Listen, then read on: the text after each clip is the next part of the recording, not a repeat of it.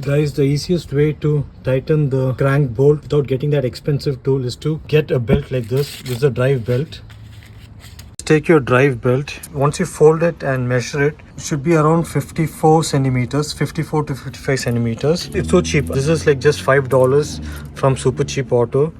Okay, get this belt. So this is your crank pulley, and to the right of it is your compressor. So feed this drive belt into the crank pulley first. Now there's something here on top that will get in its way. Just try to squeeze the belt into it. Yeah.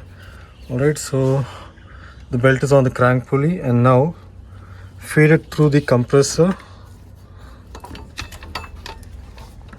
like so. Now you're going to tighten the crank pulley bolt. So move the belt from top, bottom like this, and feed it into this. Alright, feed it. Now take your torque wrench, set it to 120 Newton meters. This is a 19 bolt. Alright, set to 120 Newton meter and torque it down.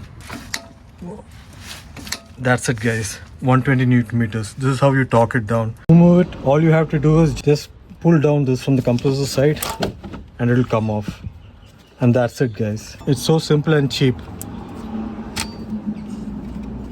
This is a 2004 Toyota Celica, the 2ZZGE engine. So this is how you do it on this car. It's the same for all 7 Gen Celicas. So you guys can use this technique.